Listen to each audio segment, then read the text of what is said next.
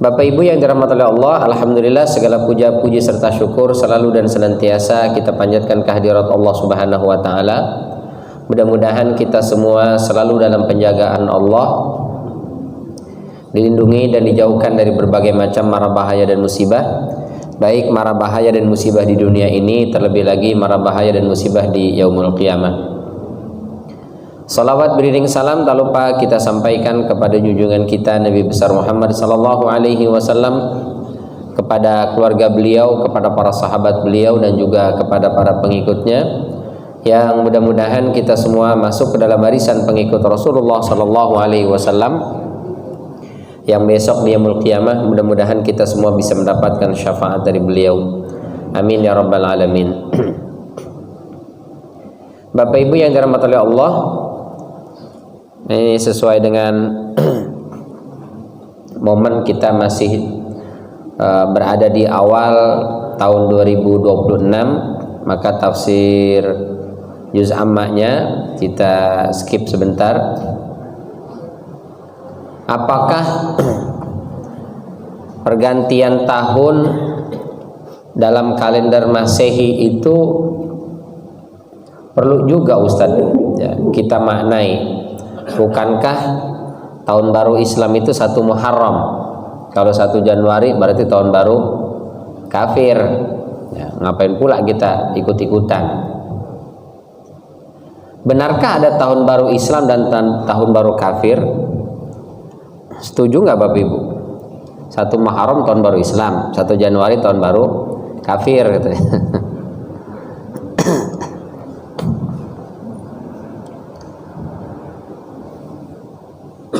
Ada atau tidak itu ya perbedaan itu? Kita buka surat Yunus ayat kelima. Kata Allah Subhanahu wa taala, ba'da a'udzubillahi minasyaitonir rajim, huwallazi ja'ala asy-syamsa dhiya'an wal qamara nura wa qaddarahu manazila lita'lamu 'adadas sinina wal hisab. Ma khalaqallahu dzalika illa bil haqq yufassilul ayati liqaumi ya'lamun. Dialah Allah yang telah ja'ala syamsa diya'an, menjadikan matahari diya, wal qamara nura, dan menjadikan bulan nur. Apa tuh bedanya? Diya bersinar, nur bercahaya. Apa bedanya bersinar sama bercahaya? Bersinar dari S, sinar, bercahaya C, cahaya. Dia itu artinya dia menghasilkan sendiri cahaya itu, maka disebutnya bersinar. Matahari itu bersinar karena dia yang menghasilkan cahaya. Sementara bulan dia tidak menghasilkan cahaya, dia hanya memantulkan cahaya. Maka diterjemahnya bulan itu bercahaya, matahari bersinar. Kalau wajah ibu-ibu kira-kira bersinar apa bercahaya? Ibu wajahnya menghasilkan cahaya atau memantulkan cahaya? Memantulkan cahaya. Pantulannya tergantung seberapa tebal dan seberapa mahal bedaknya. Semakin mahal, pantulannya semakin glowing. Tapi bukan wajah itu yang menghasilkan cahaya, dia hanya memantulkan. Cahayanya lampu, cahayanya matahari kena wajah dipantulkan. Wow, seram gitu. Maka disebutnya nur. Wajah itu munawwar. Dia tidak menghasilkan tapi memantulkan. Jadi kalau matahari kata Allah itu dia, kalau bulan nur. Jadi Allah ciptakan matahari bersinar, menghasilkan cahayanya sendiri karena terjadi reaksi kimia antara atom helium dan hidrogen dengan jumlah yang sangat besar itu. Sementara bulan disebutnya dengan nur, bercahaya. Wa qaddarahu manazil. Lalu Allah menetapkan manazil. Manazil jamak dari manzil. Rumah itu disebut dengan manzil. Kadang disebut dengan bait. Baitun dari kata bata yabitu, artinya bermalam. Kenapa rumah disebut dengan baitun? Karena tempat kita tidur, aktivitas siang hari kesana kemari, tidurnya di rumah. Oh, saya sih di hotel, sesekali aja. Setiap malam tidur di hotel, bangkrut juga kita. Di mana tidur? Di rumah. Maka disebutlah baitun. Tapi juga disebut dengan manzil dari kata nazala, artinya turun atau singgah atau berhenti, bisa juga ya. Manzil dari kata nazala, kita aktivitas kemana, ujungnya kita akan kembali hinggap, singgah di rumah kita itu, maka disebut manzil. Jadi tempat menetap atau tempat kita tinggal, manzil disebutnya. Manazil jamaknya berarti wa qaddarahu manazil. Lalu Allah tetapkan untuk untuk matahari dan bulan itu tempat-tempatnya. Jadi punya rumahnya tuh. Rumah untuk apa? Untuk beredar. Jadi bumi itu bergerak, matahari bergerak, bulan bergerak. Ada garis peredarannya tuh, rumahnya itu. Jadi dia nggak sembarangan. Pergerakannya sudah rapi sekali. Beda sama manusia. Manusia kadang tinggal di sini, kadang tinggal di sono. Kadang ke sini, kadang ke situ. Nah, kalau matahari dan bulan dia enggak bergerak, dia di situ terus pergerakannya. Maka disebutnya manazil. Untuk apa itu? Lita'lamu, agar kalian mengetahui adadas sinina wal hisab.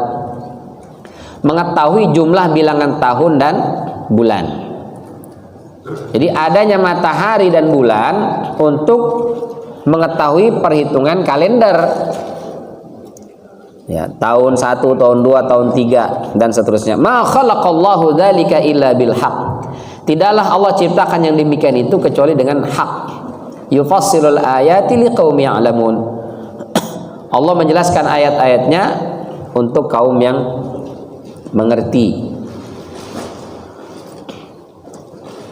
Menariknya di sini Allah katakan huwallazi ja'ala, bukan huwallazi khalaqa. Dalam Quran itu menciptakan atau menjadikan sering disebut dengan 4 model. Yang pertama khalaqa, yang kedua dengan ja'ala, yang ketiga dengan fatara, yang keempat dengan bada'a. Ini secara umum artinya sama. Khalaqa menciptakan, ja'ala menciptakan, fatara menciptakan, bada'a juga menciptakan. Tapi ada spesifikasinya. Kalau kalau khalaqa itu biasanya menjelaskan tentang bahan baku dan proses. Misalnya tentang penciptaan manusia. Kadang Allah sebutnya khalaqa, kadang Allah sebutnya ja'ala.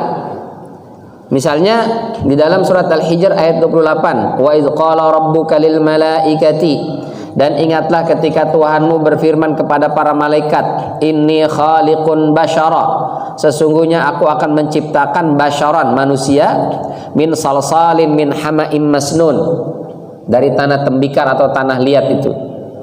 Nah, ini menjelaskan tentang bahan baku penciptaan manusia. Nabi Adam diciptakan dari apa sih? Nah, ini dalam surat Al-Hijr ayat 28. Di sini pakainya khaliqun, ya dari kata khalaqa.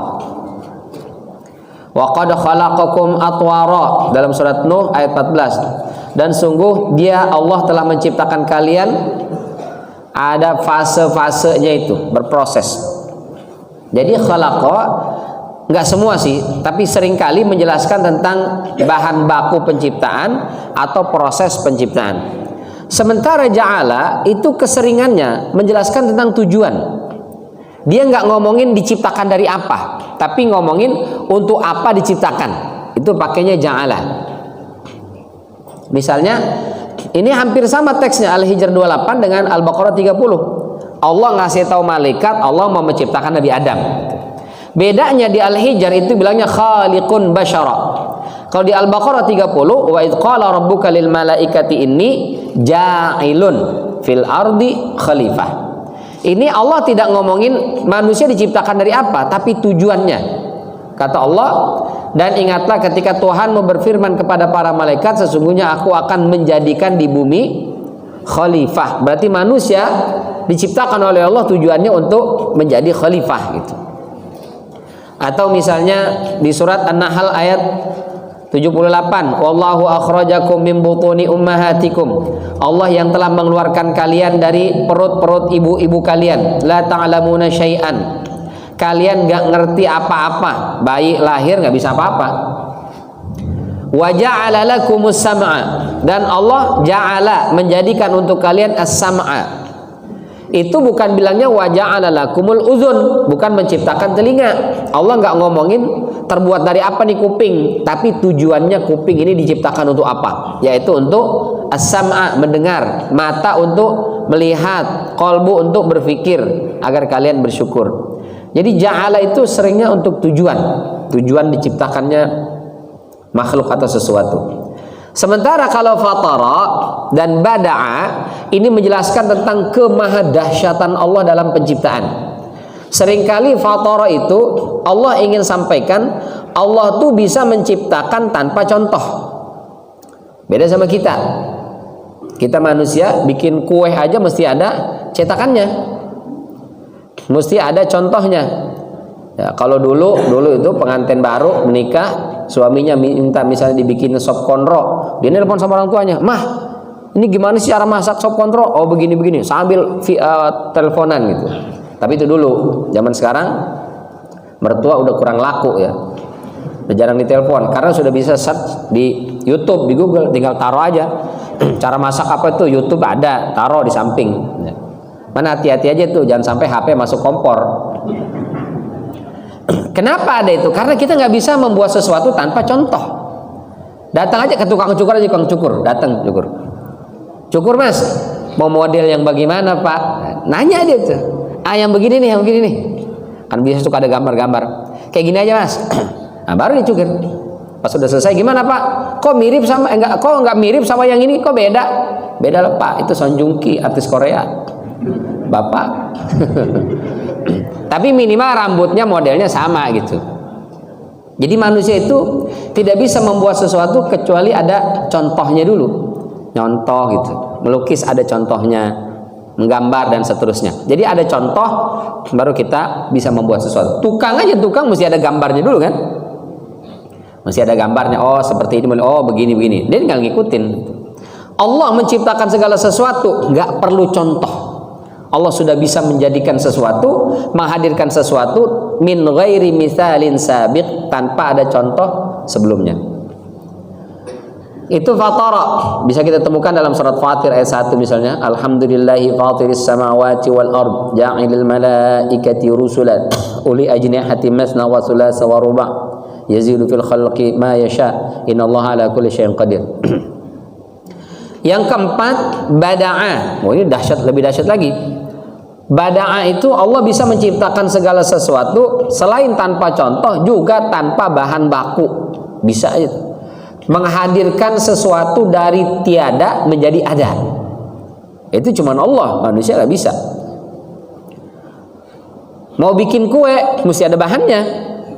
Tepung terigunya, mungkin tepung tapiokanya, mungkin mesti ada telurnya, mungkin ada wijen segala macam, mesti ada. Oh saya bisa Ustaz bikin roti tanpa bahan baku, GoFood namanya. Tahu-tahu udah ada jadi rumah, ya GoFood. Tapi yang bikin dia tetap mesti ada bahan bakunya. Saya bisa bikin meja tanpa bahan baku, mustahil, harus ada kayunya, kemudian diolah dan seterusnya. Kita nggak bisa membuat sesuatu dari tiada menjadi ada, nggak bisa. Mesti ada bahan bakunya. Tapi Allah Subhanahu wa taala bisa menciptakan sesuatu minal adam, dari nggak ada jadi ada. Luar biasa ya.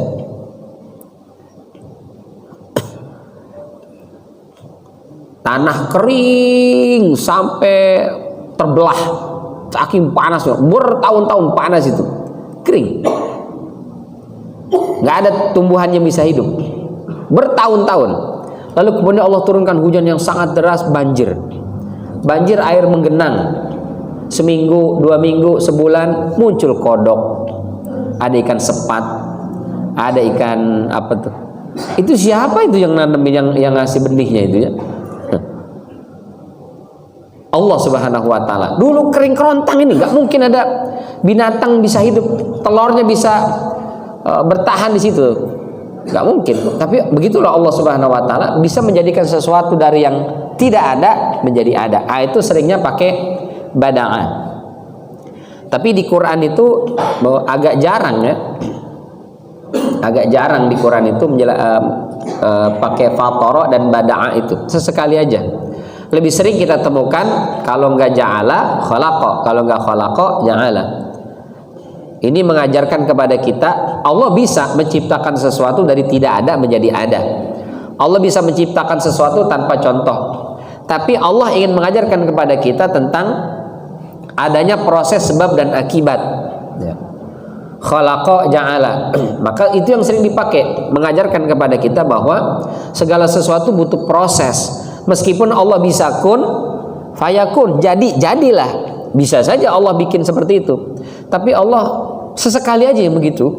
Manusia ada diciptakan tanpa orang tua, ada Nabi Adam alaihissalam. Cuma satu aja. Allah bisa menciptakan seorang manusia bukan dari hasil pembuahan sel sperma dengan sel ovum. Bisa saja Allah ciptakan dari sel ovum tok. Ya.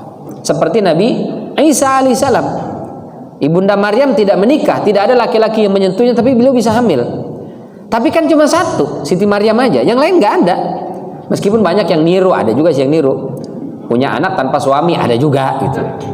Tapi kan tetap prosesnya mah dilalui juga itu. Status pernikahannya aja ya enggak. Jadi Allah bisa menciptakan sesuatu fatara bada'ah, tapi seringnya lebih khalaqa ja'ala, mengajarkan kepada kita segala sesuatu butuh proses. Mengajarkan kesabaran, mengajarkan ikhtiar dan seterusnya. Taib. Kita balik lagi ke ayat tadi. Huwallazi ja'ala syamsa. Berarti kalau di sini ja'ala ngomongin tujuan, bukan bahan. Dialah Allah yang telah menjadikan matahari bersinar. Dia. Berarti di sini Allah sedang ngomongin tujuan penciptaan matahari dan bulan, bukan ngomongin matahari terbuat dari apa, bulan terbuat dari apa, bukan. Tapi ngomongin tujuannya apa sih ada matahari, ada bulan, maksudnya begitu. Karena pakainya ja'ala tadi. Di sini Allah katakan lita'lamu adadas sinina wal hisab, agar kalian mengetahui jumlah bilangan tahun wal hisab dan penghitungan tanggal atau kalender. Berarti kita bisa menghitung tahun, bisa patokannya matahari, bisa patokannya bulan. Begitu juga kita bisa menghitung tanggal 1, 2, 3, 4 dan seterusnya dengan patokan matahari atau patokannya bulan. Karena memang Allah ciptakan matahari dan bulan tujuannya untuk mengetahui jumlah bilangan tahun dan bilangan bulan. Kalau patokannya matahari, berarti kita menghitung tahun berdasarkan pada pergerakan matahari. Itu yang kita kenal dengan Masehi sekarang. Ya. Tahun 2026. Ini hitungannya Masehi, Januari, Februari dan seterusnya. Patokannya dia matahari. Ya. Berarti tahun baru kafir apa bukan? Bukan, karena Allah yang menciptakan matahari untuk mengetahui bilangan tahun dan kalender. Berarti boleh, nggak ada apa-apa, nggak masalah lah. Bulan, kalau kita patokannya ke bulan, maka jatuhnya kalender Hijriyah itu ngitungnya berdasarkan pada pergerakan bulan. Yang dilihat adalah bulan dia. Jatuhnya tahun Hijriyah. Berarti kita ngitung tahun atau kalender pakai Masehi sesuai dengan surat Yunus ayat 5. Kita ngitungnya pakai Hijriyah juga sesuai dengan Yunus ayat 5. Dua-duanya memang Allah ciptakan untuk memudahkan kita. Kalau kaitan dengan ibadah dalam umat Islam ya, kalau ibadahnya tahunan itu yang dilihat bulan apa matahari? Bulan. Tanggal 1 Ramadan itu yang dicek bulan apa matahari? Bulan. 1 Syawal bulan. Ya. Meskipun kadang suka nggak kelihatan, katanya karena ibu-ibu nggak diajak lihat ru'yah hilal itu. Karena yang biasa punya tamu bulanan ibu-ibu, tapi ibu malah nggak diajak katanya. Nggak, beda itu ya. Jadi untuk mengetahui tanggal 1 Zulhijjah, tanggal 1 Syawal, tanggal 1 Ramadan, itu yang dicek adalah bulan. Berarti kita untuk mengetahui ibadah kita Ramadan kapan mulainya, bukan ke matahari, ke bulan. Tapi kalau ibadahnya harian, itu patokannya matahari. Kita sholat subuh, ini yang dicek matahari apa bulan? Matahari, maka disebut fajar kan? Fajar itu pancaran sinar matahari, bukan pancaran sinar bulan. Nanti sholat zuhur yang dicek matahari juga. Kita berdiri, bayangan di mana nih? Kalau pas masih di bawah badan kita, belum masuk waktu zuhur. Tapi kalau sudah bergeser bayangan kita ke timur, berarti matahari sudah bergeser sedikit ke barat. Itu disebut waktu zawal. Melenceng sedikit, bergeser sedikit ke barat, masuk sudah zuhur. Asar, bayangan kita sudah 2 kali. Bayangan dari mana munculnya? Matahari. Maghrib, ketika matahari tenggelam. Nanti isya, syafaq lembayu merahnya sudah hilang semua di ufuk barat. Jadi kalau ibadah kita harian, yang dicek, yang dilihat adalah matahari. Kalau ibadahnya tahunan, setahun sekali, itu pakainya bulan. Jadi dua-duanya boleh tuh, pakai matahari monggo, pakai bulan juga silahkan. Makanya dalam surat Al-Kahfi ayat 25 kata Allah, walabisu fi kahfihim salasami'atin sinin wazdadu tis'a. Dan mereka para pemuda Ashabul Kahfi itu tinggal di gua mereka. Kahf. Kahf itu artinya goa. Dalam Quran itu ada 2 goa itu. Ada disebut kahf, ada disebutnya ghar. Kalau ukurannya besar, bisa 5, 6, 7, 8 dan seterusnya, masuk di dalam gua itu disebutnya kahf. Maka Ashabul Kahfi. Tapi kalau sempit kecil, gua itu paling banyak masuk bisa 2 orang, 1-2 orang lah, maksimal 2 orang itu. Maka disebutnya bukan kahf, melainkan ghar.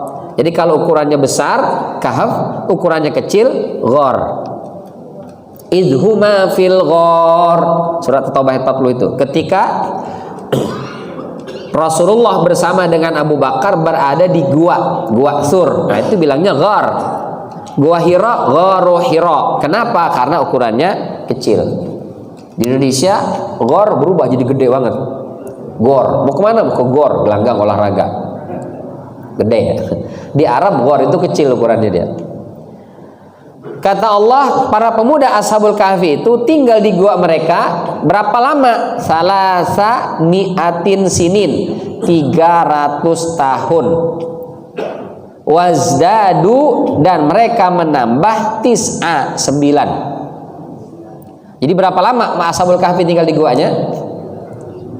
300 tahun, dan mereka menambah 9. Kenapa bukan 309 tahun? Misalnya salasa mi'atin watis'ah sinin, harusnya tuh 309 tahun. Tapi nggak begitu Allah bilangnya.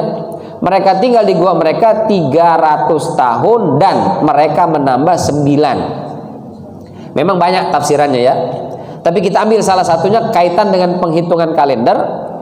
Kalau kita mau ngitung pakai matahari, maka mereka tinggalnya itu adalah 300 tahun. Tapi kalau kita ngitungnya pakai kalender Hijri, berapa lama mereka tinggal? 309 tahun. Kenapa? Karena ada selisih. Setiap 100 tahun Masehi ada kelebihan 3 tahun dalam kalender Hijriyah. Tuh. Karena kalau Hijriyah itu bulan itu maksimal berapa?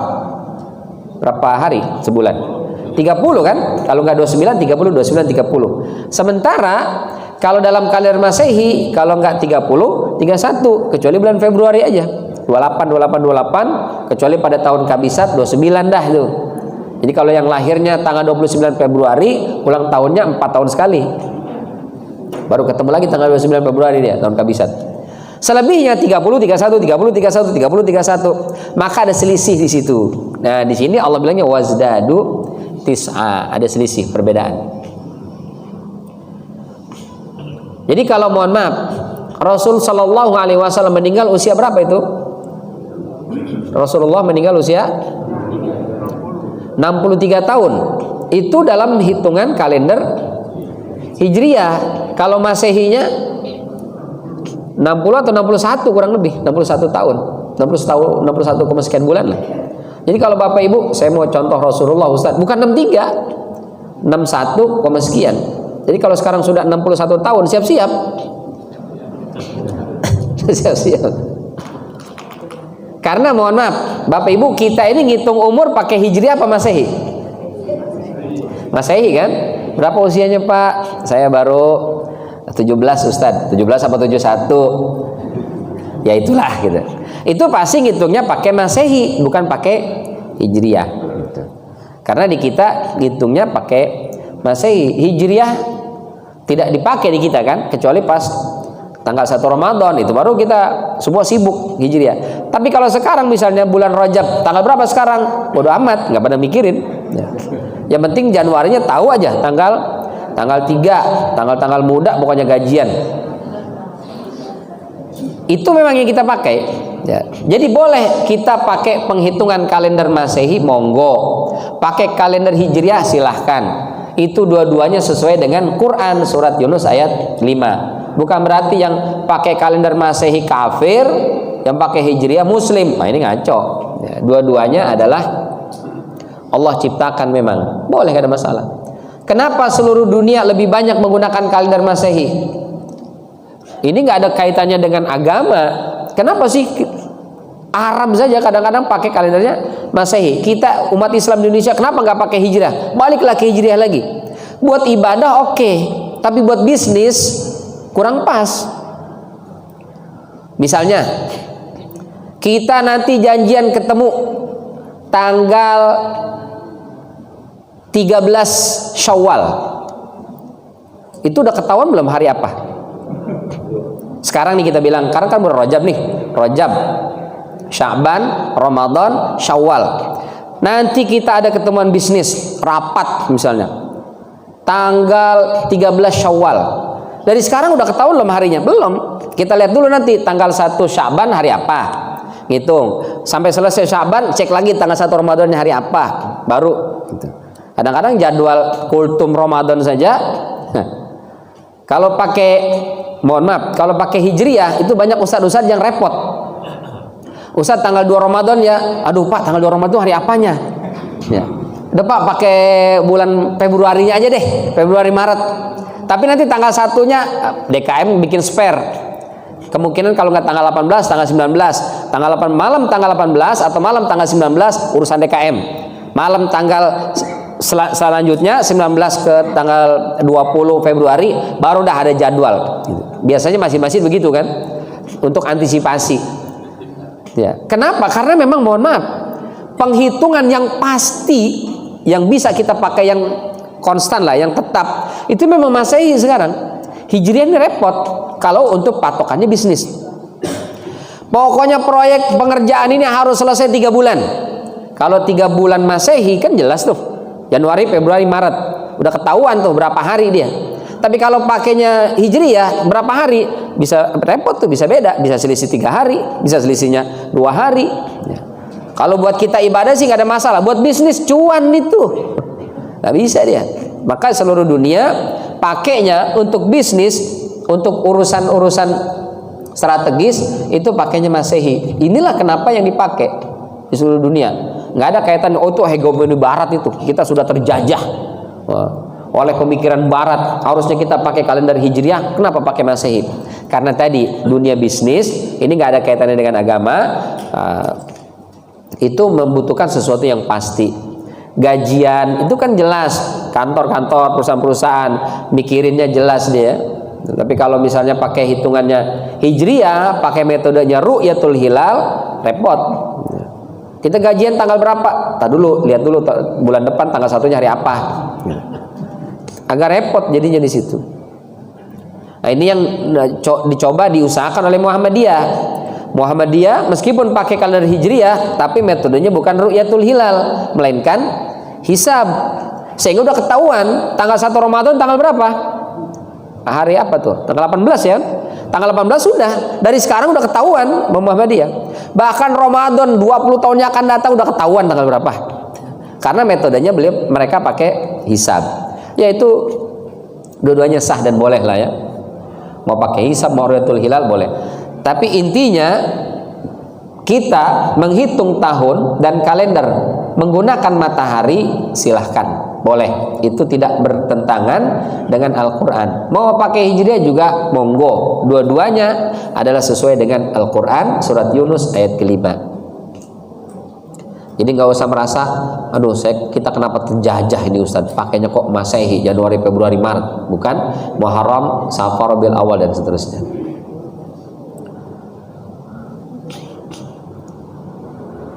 Bolehkah kita berdoa di awal tahun atau awal bulan? Pertama, awal bulan Nabi ngajarin ada doa melihat hilal awal bulan. Apa doanya? Allahumma ahlilhu alaina bil yumni wal iman was salama wal islam rabbi wa rabbukallah. Ya Allah, perlihatkanlah atau masukkanlah kami ke bulan ini bil yumni wal iman, dengan penuh keberkahan dan keimanan, wassalama wal islam, dengan keselamatan dan Islam, rabbi wa rabbukallah, Tuhanku dan Tuhanmu adalah Allah. Ini doa awal bulan. Bapak Ibu doanya ini atau yang lain? Kalau awal bulan, ya Allah mudah-mudahan THR keluar gitu, atau ya Allah mudah-mudahan udah masuk transferan gitu. Doa lihat hilal, doa awal bulan ini ajarkan Nabi Shallallahu Alaihi Wasallam. Kalau awal tahun, bolehkah kita baca doa awal tahun atau akhir tahun?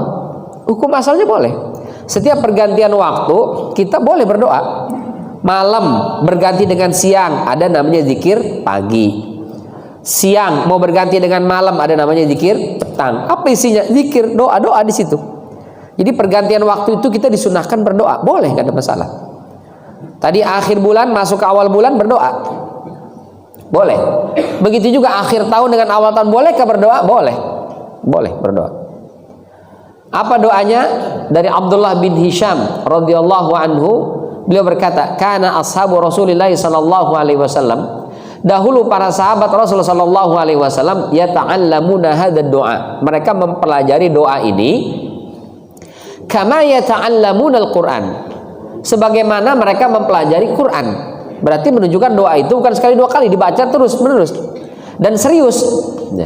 Idza dakhala asy-syahra aw as-sanah. Idza dakhala asy-syahru aw as-sanatu. Apabila masuk bulan baru atau tahun yang baru. Apa doanya? Allahumma adkhilhu alaina bil amni wal iman wassalamati wal islam wa jiwari minasyaitan wa ridwani minar rahman. Ini doanya. Ya Allah, masukkanlah kami ke tahun baru ini bil amni wal iman, dengan aman dan iman. Aman itu penting. Ya. Karena orang bisa saja imannya goyah disebabkan aman, rasa amannya hilang. Meskipun lebih utama iman daripada rasa aman, betul. Tapi Allah dan Nabi-Nya mengajarkan kepada kita, mintalah aman dan iman. Maka Nabi Ibrahim alaihissalam ketika meninggalkan Nabi Ismail dan istrinya Ibunda Siti Hajar di Mekah, yang beliau minta apa? Rabbi ja'al hadzal balada aminan. Aman dulu itu. Karena kalau kondisi aman, kita menjalankan perintah agama juga tenang. Tapi kalau kondisi nggak aman, bagaimana kita mau sholat?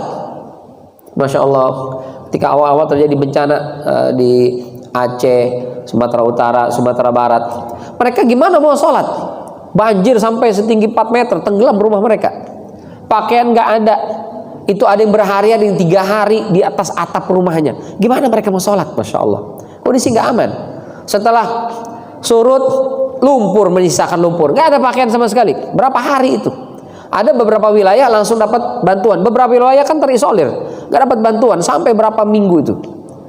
Mohon maaf ya, ibadah gimana mau ibadah? Susah. Masuklah bantuan-bantuan, ada segala macam pakaian-pakaian layak pakai dikirim ke sana. Nggak tahu bercanda atau beneran itu ya. Laki-laki dia nggak ada baju salinan, pakai kolor tanah pendek doang. Dia mau sholat tapi nggak ada pakaian yang bisa menutup aurat. Dikirimlah pakaian-pakaian layak pakai, kebanyakan pakaian perempuan. Akhirnya yang cowok-cowok yang penting bisa sholat nutup aurat, pakai rok di situ kan, pakai mukena. Ya kalau di sini bapak-bapak pakai rok mukena sih bisa kita kita ketawain. Tapi kalau di sana gimana kondisi seperti itu? Maka yang pertama kita minta, Allahumma adkhilhu alaina bil amni wal iman. Ya Allah, kami masuk nih bulan Januari ini, awal tahun 2026, berikan kepada kami nikmat aman dan juga iman. Ya, jangan sampai kondisi aman tapi nggak ibadah, itu juga keterlaluan. Dua-duanya nih, aman iman. Apalagi banyak beredar itu di medsos, mau terjadi apa tuh, patahan apa katanya kan, badai segala macam bencana, sampai dihimbau sama BMKG surat-surat penting dan berharganya mohon disiapkan gitu. Ya, karena ada antisipasi di wilayah Pulau Jawa ini mungkin akan terjadi musibah, bencana dan seterusnya lah ya. Bisa saja memang terjadi, bisa saja. Tapi kan doa itu bisa mengubah takdir atau menolak takdir. Takdir apa? Takdir yang mu'allaq, bukan yang mubrom ya. La yaruddul qadar illa doa. Tidak ada yang bisa menolak takdir, ketetapan Allah, kecuali doa. Takdir yang mana ini? Takdir yang mu'allaq, bukan yang mubrom. Jadi takdir itu secara umum ditinjau dari segi kepastian terjadi atau tidaknya ada dua. Ada namanya mubrom, ada namanya mu'allaq. Mubrom ini sudah pasti dan tidak boleh dirubah, tidak mungkin dan tidak bisa dirubah. Apa misalnya terlahir sebagai laki-laki, ini sudah takdir mubrom. Terlahir sebagai perempuan, takdir mubrom. Nggak bisa doa, biar kata doa bibir berubah jadi laki-laki, yang perempuan nggak mungkin. Atau yang laki-laki berubah pengen jadi perempuan, nggak mungkin. Itu sudah takdir mubrom, nggak bisa dirubah. Terlahir sebagai orang Indonesia yang hidungnya mancungnya ke belakang, itu udah takdir mubrom. Biar doa bagaimanapun nggak bakal bisa berubah. Saya sebelum tidur saya berdoa, ya Allah mudah-mudahan besok pagi hidung saya mancung ke depan. Kan katanya doa bisa merubah takdir, bukan takdir yang itu udah nggak bisa. Tapi takdir rezeki, takdir ajal, meninggal dalam kondisi seperti apa, bisa kita berdoa, mohon kepada Allah, wafatkan aku dalam kondisi husnul khatimah, wafatkan aku lagi sholat, wafatkan aku ya Allah lagi puasa, lagi baca Quran. Itu yang bisa. Hindarkan dari musibah, hindarkan dari bencana, malapetaka, itu yang bisa. Maka boleh kita berdoa, boleh minta kepada Allah, Allahumma adkhilhu alaina bil amni wal iman wassalama wal islam, keselamatan dan juga Islam, wa jiwari minasyaitan, dan aku mohon ya Allah di tahun 2026 ini dijauhkan dari gangguan syaitan. Karena seringkali kita punya niat baik, gagal total gara-gara setan. Karena setiap kali kita mau melakukan ibadah, pasti setan langsung bikin panitia penggagalan ibadah kita, Pak. Selalu begitu. Udah rencana niat baik, setan ada aja. Saya niat puasa Ustaz hari ini, saya puasa. Alhamdulillah. Pagi-pagi tukang bubur, ding ding ding ding. Aduh, tergoda saya goyah. Bakso. Ada saja gangguannya Ustaz. Gangguan siapa itu? Syaitan. Kata setan, enggak ya, bukan saya ya. Waridwani minar rahman, dan semoga kita mendapatkan ridho dari Allah Subhanahu wa taala. Ini Al-Baghawi meriwayatkan dalam Mu'jamus Sahabah, kata beliau sanadnya sahih. Ibnu Hajar Al-Asqalani mensahihkan hadis ini dalam Al-Isabah. Hadis ini memang mauquf, termasuk perkataan sahabat, tapi sesuai dengan syarat dari kitab sahih, sehingga boleh kita pelajari, boleh baca doa ini, boleh doa akhir tahun awal tahun, boleh, gak apa-apa. Yang penting kita mintanya adalah tidak lepas dari iman, Islam, dan ridhonya Allah Subhanahu wa taala. Kalau Umar bin Khattab mengatakan bahwa pergantian tahun itu mestinya dijadikan sebagai momentum untuk introspeksi. Hasibu anfusakum qabla an tuhasabu. Hisablah diri kalian hari ini sebelum besok dihisab oleh Allah. Wazinu anfusakum qabla an tuzanu. Timbanglah amalan kita di dunia ini sebelum besok ditimbang oleh Allah. Fa innahu ahwanu alaikum bil hisabi ghadan an tuhasibu anfusakumul yaum. Karena lebih ringan kita dihisab hari ini dibandingkan dihisabnya besok di padang mahsyar. Sekarang ada yang nggak pas, kita ganti. Ya Allah, 2025 sudah berlalu, ibadah saya banyak kurangnya ya Allah. Mudah-mudahan tahun 2026 sholatnya saya lebih istiqomah lagi, selalu on time. Ya Allah, sedekahnya mudah-mudahan lebih kenceng lagi. Ya Allah, mudah-mudahan puasanya lebih dijaga lagi, ngajinya, baca Qur'annya, dan seterusnya. Kita bisa introspeksi dan perbaiki. Tapi kalau sudah besok di padang mahsyar, udah nggak bisa kita perbaiki. Apa yang kita introspeksi? Paling tidak ada 4. Ibnu Hibban dan juga Imam Tirmidzi meriwayatkan, anna Rasulullah sallallahu alaihi wasallam qala, bahwasanya Rasul bersabda, la tazulu qadama 'abdin yaumil qiyamah, tidaklah bergeser kedua telapak kaki seorang hamba pada hari kiamat, hatta yus'ala an arba'in, sampai dia ditanya tentang 4 hal. Nah, 4 hal inilah yang kita jadikan sebagai bahan introspeksi. Yang pertama, an umrihi fima afnah, tentang umurnya kemana dihabiskan. Karena kita semua pasti akan mati pada akhirnya. Kita dikasih kesempatan hidup, masuk tahun 2026, alhamdulillah Engkau masih kasih aku ya Allah kesempatan hidup di 2026 ini. Kemarin 2025 umur saya kepake buat begini, sekarang saya perbaiki, kepake buat yang lebih bermanfaat. Yang kedua, an jasadihi fima ablaq, fisik badannya nih. Kemarin badan ini lebih banyak dipakai buat maksiat, datang ke tempat-tempat maksiat, judulnya olahraga. Oh, pengen padel, kayak orang-orang padelan. Sebenarnya bukan mau padelnya itu, dia mau lihat perempuan-perempuan yang pada padel tapi pakainya seksi, maksiat jatuhnya, nauzubillah min dzalik. Ilmu, ya Allah, saya 2025 kemarin lewat, sudah 2025 baru Iqra 6. 2026 ini mudah-mudahan sudah bisa lancar baca Quran. Kemarin saya sudah hafal beberapa surat di juz amma. Tahun 2026 nambah lagi ya Allah. Meskipun kadang-kadang nambahnya bisa, tapi jaganya susah. Sudah hafal surat Sabihisma, hafal ngotak di dalam kepala. Begitu pindah ke surat Al-Fajr, hilang semua Sabihisma.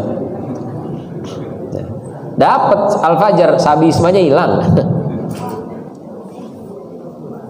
Tapi begitulah, kita setiap tahun nambah. Ya Allah, saya ini ilmunya harus nambah lagi. Mudah-mudahan 2026 saya lebih mengerti tentang ini, mengerti tentang itu, ibadahnya lebih khusyuk karena ilmu dan seterusnya. Yang terakhir, harta. Boleh tuh. Tahun 2025 kemarin, masya Allah, pengeluaran udah kayak genteng bocor, habis lagi. Mudah-mudahan 2026 lebih tertata lagi, bisa ini bisa itu, nggak apa-apa, nggak harus banyak, yang penting pas aja ya Allah. Pas renovasi rumah ada, pas mau jalan-jalan ada, pas mau beli kendaraan baru ada, nggak usah banyak, yang penting pas aja. Pas mau nikah lagi kata ibu, nggak ada itu makanya. Tentang umur kan waktu sebenarnya kan, kita luangkan. Ya Allah, saya kayaknya 2025 kurang waktu luang bersama keluarga dan orang tercinta, ya. Jarang ngajak jalan-jalan istri. 2026 diperbanyaklah untuk menumbuhkan dan menambahkan rasa cinta, harmonisasi rumah tangga. Ajak jalan-jalan, itu menambahkan kecintaan, Pak. Kita ajak bini kita jalan-jalan. Sering jalan-jalan tekor Ustaz, jalan-jalan aja. Kemana kita, Pak? Jalan-jalan, mah. Udah dibawa jalan. Pak, tuh ada bakso. Kata Ustaz, jalan-jalan aja. Kita nggak ada yang dibeli nih, Pak. Jalan-jalan, kata Ustaz, jalan-jalan. Waktu luang bersama keluarga dan orang tercinta. Jangan sampai nauzubillah min dzalik menyesal.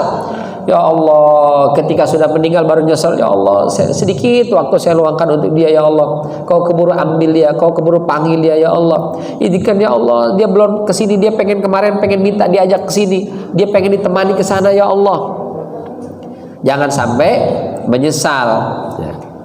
Karena penyesalan selalu hadirnya belakangan. Kalau duluan namanya pendaftaran. atau mules perut, duluan dia. Tapi kalau penyesalan selalu ada di akhir. Kalau sudah tiada baru terasa. Jangan sampai itu. Tahun 2026 kita agendakan, saya lebih banyak akan membersamai keluarga tercinta. Anakkah, pasangankah, orang tua kah. Waktu untuk bekerjanya lebih proporsional, jangan sampai di push kerja terus, nggak ada waktu buat keluarga. Nyari duit. Tapi kalau diporsir, duitnya dapat, badannya sakit. Akhirnya duitnya dikasih dokter rumah sakit. Ngapain capek-capek nyari duit cuma buat ngasih dokter, ngasih rumah sakit kan? Dan luangkan waktu buat ibadah. Ada waktu buat keluarga, ada waktu buat bekerja, ada juga waktu buat ibadah. Jasad, fisiknya, perhatikan kesehatan fisik. Olahraga 2025 saya sudah beli treadmill, tapi saya liatin doang, itu belum pernah saya lari. Pertama doang baru beli, semangat. Setelah itu dia nganggur aja. 2026 saya pakai insya Allah. Udah beli sepatu olahraga, insya Allah saya pakai. Pola makan minum kita perhatikan.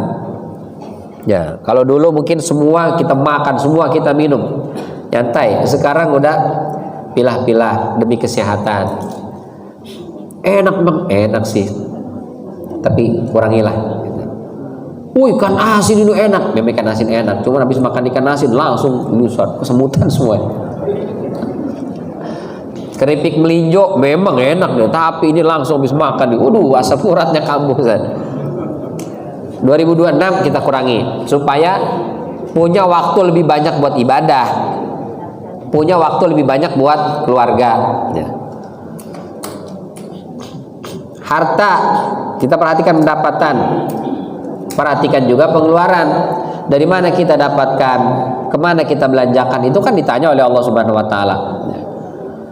Selain itu supaya kebutuhan kita tercukupi. Ya, pendapatannya saya upayakan 2026 ini lebih meningkat, Ustaz.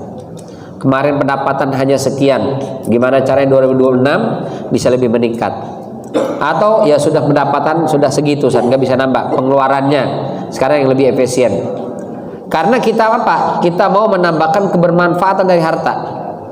Karena orang kaya itu adalah orang yang pendapatannya besar, pengeluarannya kecil. Ini kan ada ruang nih yang banyak, ada sisa. Itu diberikan untuk kebermanfaatan yang luas. Itu orang paling kaya. Ada pendapatan yang besar, pengeluarannya lebih besar. Jadi besar pasak daripada tiang. Atau pengeluarannya kecil karena pendapatannya juga kecil. Atau pendapatannya besar, pengeluarannya kecil, tapi kebermanfaatannya kurang, pelit, medit, bin koret. Jangankan buat orang lain, buat dirinya aja pelit. Di dalam istilah bahasa Arab itu ada orang, kalau bahasa kita kan pelit semua, ada pelit, medit sih ya, koret banyak juga sih istilahnya. Kalau dalam Quran misalnya habis ngaji, kita makan bakso yuk, ayo, diajak semua, diajak makan bakso. Begitu selesai makan bakso, bayar masing-masing ya, dia yang ngajak padahal. Tapi begitu selesai bayar masing-masing ya, itu namanya bakhil, pelit. Yang lebih parah lagi, bakso yo, ayo. Begitu selesai, bapak ulang tahun kan ya? Ibu ulang tahun kan? Ibu yang bayar semua ini kan? Nah, itu namanya syuh. Buat diri sendiri aja dia nggak mau ngeluarin duit. Orang lain yang kalau bisa orang lain yang mengeluarkan biaya untuk dirinya padahal. Nah, itu namanya syuh. Orang kita bilangnya medit, bin koret, alias beleke sedek merege hese tumbere jahe. Harta ada, tapi jadi kurang bermanfaat. Karena harta sebanyak apapun pada akhirnya habis dia kan. Kita belikan pakaian rusak, kita belikan kendaraan rusak pada akhirnya. Belikan makanan, mohon maaf, ya keluar jadi kotoran.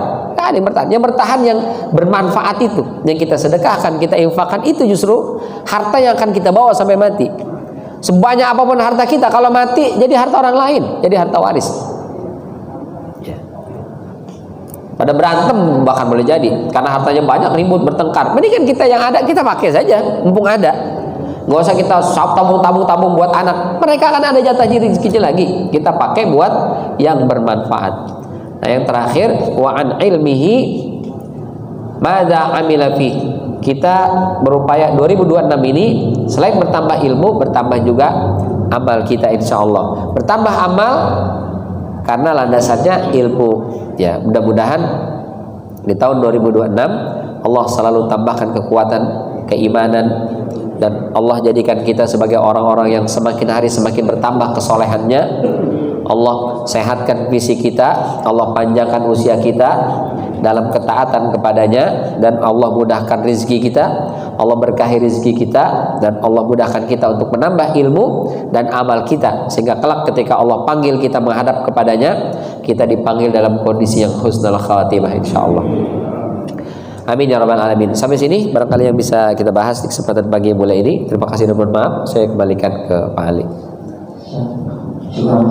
Ada yang bertanya? Oh, ada satu.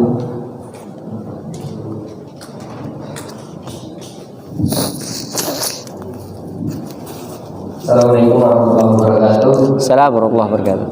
Pak Ustaz, mohon dijelaskan kenapa kok kalau sekarang ini banyak dari kita sering mendengar dari Ustaz yang menyebutkan jangan ikut merayakan, katanya gitu, merayakan tahun baru yang Masehi, karena banyak yang di dunia harusnya gitu. Yang kedua, kenapa kalau tahun baru Hijriah itu disebut tahun baru Islam, katanya gitu.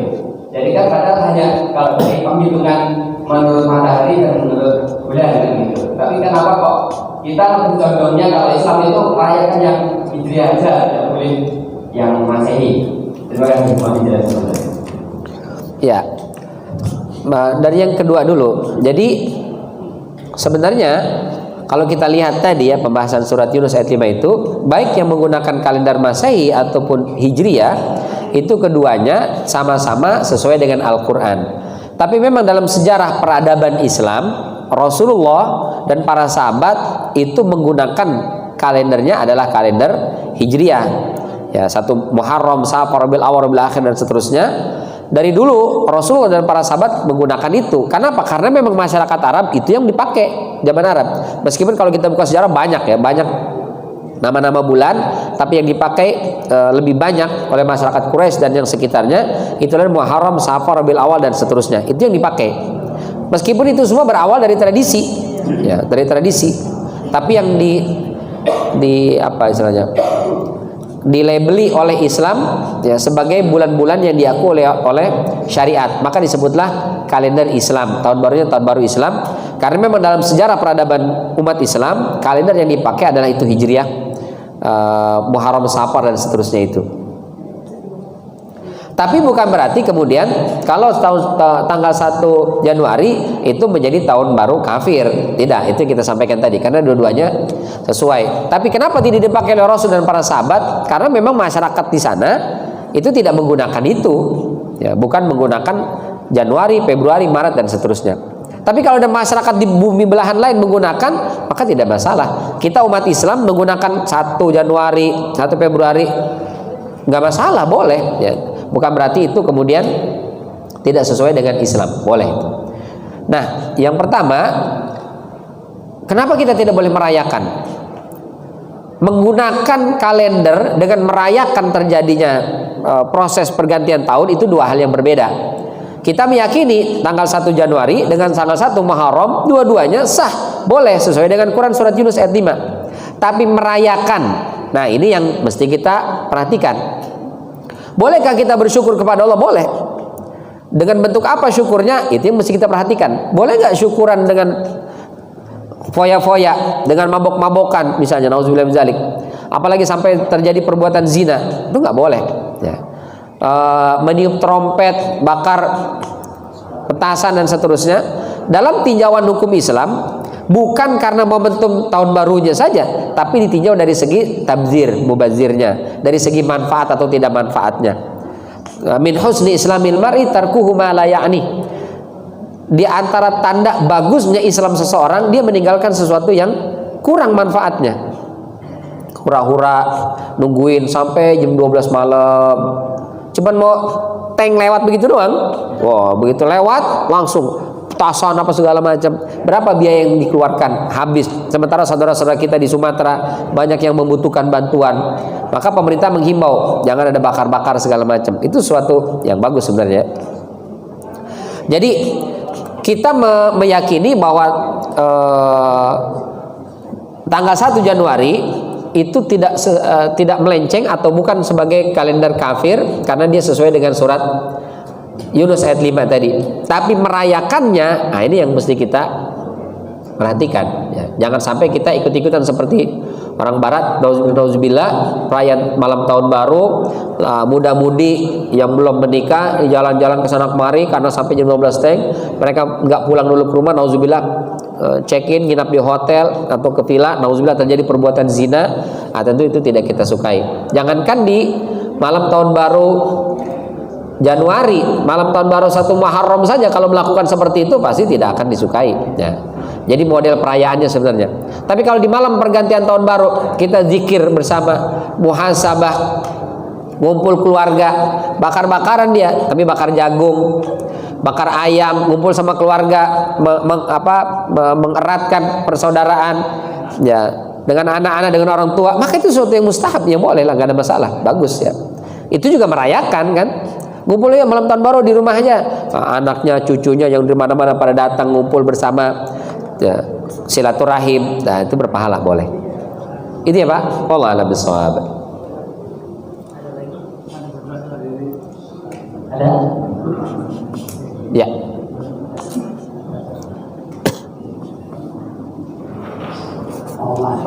Assalamualaikum warahmatullahi wabarakatuh. Assalamualaikum warahmatullahi wabarakatuh. Ya. Ini masalah waktu kita sahur, waktu berbuka, tapi yang kondisi darurat. Maksudnya begini, kita dalam perjalanan dari kota ke kebun ya, itu misalnya, kemudian kita kehilangan atau lampu, jadi HP nggak ada, jam nggak ada. Jadi bagaimana kita menentukan waktu kita mau berbuka, mau sholat? Kalau kita berbuka di luar waktu, berarti kita puasa kita batal. Kalau itu sholat kan, maka itu apa salah satu solusinya? Terima kasih Pak. Atau tanda alam? Ya. Jadi ada kaidah usul itu, idza dhaqal amru ittasa'a wa idza ittasa'a dhaqa. Kalau kondisi darurat sempit, hukum itu menjadi luas. Kalau kondisi nyantai normal, hukum itu menjadi sempit lagi. Itu kaidahnya begitu. Kapan kita tidak boleh berbuka sebelum waktunya? Kalau jelas tahu.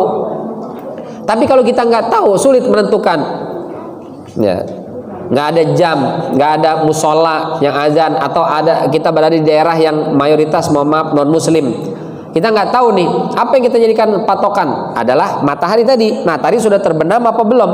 Kalau sudah terbenam disebut dengan ghurub, maghrib, maka sudah boleh berbuka. Ini masalahnya mendung Ustaz, kita nggak tahu nih, jam 2 aja udah gelap, mendung sampai hujan sampai maghrib, kita nggak tahu nih, maka apa yang kita jadikan patokan? Ya sudah, cuaca karena seperti itu kita rasa-rasa ini kayaknya udah maghrib ini. Nah, ya sudah kita buka. Ternyata itu baru jam 6 kurang seperempat, masih kurang. Ya. Bagaimana puasa kita? Tetap sah insya Allah. Karena itu kita sudah ijtihad, kita sudah berusaha, nggak ketahuan juga, maka boleh, nggak ada masalah. Itu ya Pak. Wallahu a'lam bishawab. Assalamualaikum warahmatullahi wabarakatuh. Saya akan bertanya terkait masalah doa takbir dan umur. Pernah saya mendengar seorang imam membaca doa, yaitu kurang lebih seperti ini: Allahumma tawwil umurana wasabbit imanana wa nawwir qulubana, dan seterusnya. Yang saya mau tanyakan terkait masalah tawil umurona, perpanjanglah usia kamu. Sedangkan dikatakan takdir umur itu sudah ditentukan. Apakah bisa berubah lagi perpanjang usia kita? Mohon penjelasan. Ya. Demikian. Assalamualaikum warahmatullahi wabarakatuh. Assalamualaikum warahmatullahi wabarakatuh. Karena ada hadis Nabi, kata Nabi, man ahabba ayyubsatalahu fi rizqi wa ayyun sa'alahu fi athari falyasil rahimah. Barang siapa yang ingin dibentangkan, dimudahkan rezekinya, dipanjangkan umurnya, maka adalah dia silaturahim. Berarti mungkinkah orang panjang umur? Memang khilaf di antara ulama. Nabi yang ngajarin berarti umur itu bisa dipanjangin. Ya, dengan doa tadi, dengan silaturahim, berarti umur bisa panjang. Tapi apa makna panjang umur? Sebagian ulama mengatakan maknanya adalah nambah angka. Jadi ketika di rahim usia 4 bulan itu, malaikat datang meniupkan ruh, mencatat 4 diantaranya adalah ajalnya. Ini orang ini akan meninggal usia 60 tahun. Tapi ada bintang kecil, jika dia rajin silaturahim, berdoa, bisa jadi 65 atau 72. Jadi ada di situ, bertambah dia. Jadi kok orang bisa ada umurnya panjang? Boleh jadi karena gemar silaturahim, boleh jadi karena dia rajin berdoa, Allah panjangkan umurnya. Itu makna Allah tambah. Yang kedua, makna dipanjangkan umur bukan angkanya nambah, tapi keberkahannya. Sehingga rasanya di situ. Bapak Ibu pernah tidur sebentar rasanya lama. Sementara tidur lama rasanya baru merem gitu. Jadi bukan angka yang nambah, dirasa. Ada orang umurnya cuma 60 tahun, tapi berkah sekali. Banyak koleganya, banyak ininya, manfaatnya yang dia rasakan. Umurnya pendek, 60 atau 50 tahun saja, tapi karena banyak amal, banyak bermanfaatnya, orang tetap mengenal dan mengenang jasanya. Ada orang umurnya 90 tahun, gak ada satu pun yang kenal. Jadi kebermanfaatannya kurang gitu. Jadi memang boleh dan bisa Rasul yang ngajarin kita berdoa atau silaturahim supaya dipanjangkan umurnya. Tapi apa makna panjang umur tadi ulama terbagi dua. Yang satu nambah angkanya memang betul.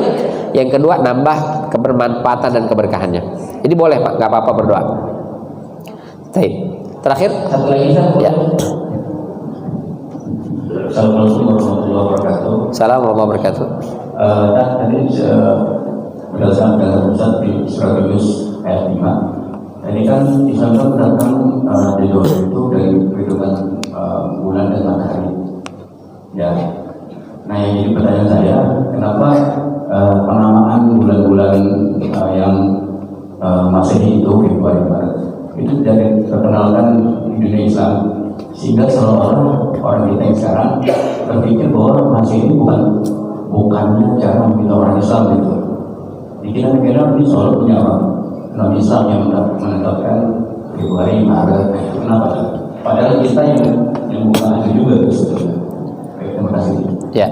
Sebenarnya penamaan saya sampaikan, nama bulan itu yang memberikan nama masyarakat. Quran tidak memberikan nama. Allah cuma bilang dalam At-Taubah 36 itu, inna iddatasyuhuri 'indallahi 12 syahran fi kitabillah. Sesungguhnya jumlah bilangan bulan di sisi Allah ada 12 bulan, tapi namanya enggak disebut namanya ini. Quran tidak mematok namanya harus ini enggak. Hadis juga enggak. Nama bulan itu baik Masehi ataupun Hijriah, nama yang bikin adalah masyarakat sesuai dengan kebiasaan mereka. Muharram, Safar, Rabiul Awwal, Rabiul Akhir, Rabiul Ula itu yang bikin masyarakat jahiliyah. Sebelum Rasul lahir sudah ada. Kenapa di bulan disebut bulan Muharram? Karena di bulan itu nggak boleh perang, haram. Kenapa disebut Safar? Dan pakai sad dari kata sifrun, karena di bulan itu masyarakat sudah boleh perang. Yang laki-laki pada pergi dari kampungnya, yang perang, yang berburu, yang bisnis, sehingga kampung kosong isinya perempuan, anak-anak, nenek-nenek, aki-aki. Maka disebut sifrun, Safar. Rabiul Awal, kenapa disebut Rabiul Awal? Karena di bulan itu di Arab itu terjadi musim semi pertama. Rabiul Akhir dua bulan musim semi. Jumada, kenapa disebut Jumada? Karena musim dingin di sana, disebut dengan jamid, jumud, beku. Jadi penamaan itu sesuai dengan adat istiadat kebiasaan masyarakat di sana. Sehingga setiap masyarakat dia punya nama sendiri. Boleh saja, nggak ada masalah. Kemudian Nabi muncul daripada bikin yang baru, ya yang ada saja dipakai. Ya, karena memang Quran tidak menentukan nama, sehingga nama yang manapun boleh. Nah, Januari Februari karena dia bukan berasal dari tradisi masyarakat Arab di mana Nabi diutus, tapi dari masyarakat Eropa, penamaannya memang mereka masyarakat Eropa yang menamai gitu. Tapi itu tidak masalah. Kalau kita lihat sejarahnya, termasuk tadi nama-nama bulan Hijriyah, bukan Nabi Muhammad yang bikin nama itu, tapi masyarakat jahiliyah yang mungkin nyembahnya juga nyembah patung dulu kan, nyembah Lata, Uzza, Manat, tapi nama itu dilegalkan sehingga boleh, nggak ada masalah kita pakai. Bahkan ada beberapa masyarakat mereka punya nama sendiri, Apit, Rowah, Rejeb, segala macam itu kan masyarakat Jawa. Berdosakah? Enggak, boleh, nggak ada masalah. Itu ya Pak. Allah a'lam bishawab. Cukup? Ya, mudah-mudahan bermanfaat. Terima kasih atas segala perhatian. Mohon maaf apabila ada kekeliruan dan kekurangan.